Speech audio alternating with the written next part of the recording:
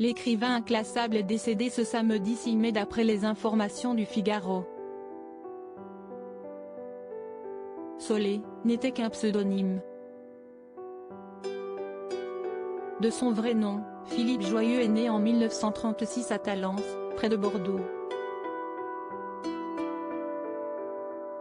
Décédé à l'âge de 86 ans ce samedi 6 mai, l'écrivain lègue une œuvre littéraire étalée sur plus de 40 ans. Il laissera également derrière lui, son épouse Julia Kristeva qui partageait sa vie depuis plus de 50 ans. Lui était écrivain, elle psychanalyste et féministe également à l'origine de nombreux ouvrages. Née en Bulgarie, Julia Kristeva a débarqué à Paris en 1965 afin d'achever son mémoire sur la littérature française.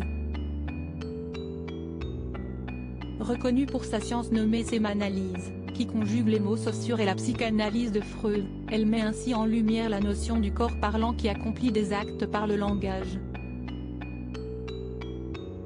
Se qualifiant de chercheuse d'humanité dans les colonnes du Soir en 2016, Julia Kristeva est l'auteure d'une trentaine d'ouvrages et de biographies documentées comme celle de Fiodor Dostoïevski. Récompensée pour son travail, elle a reçu 2004, en Norvège, le prix Holberg, l'équivalent du Nobel pour les sciences humaines.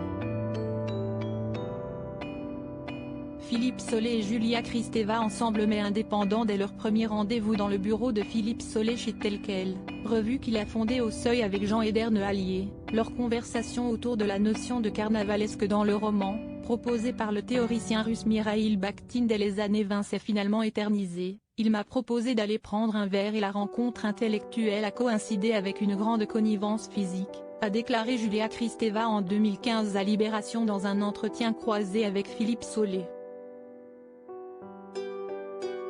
Toutefois il était hors de question d'aborder la notion de couple puisqu'ils la détestaient tous les deux.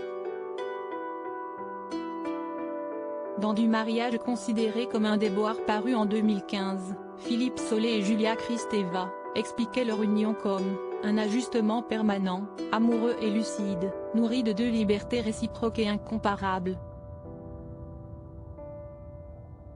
Article écrit en collaboration avec 6 médias. Crédit photo, Bruno Bébert.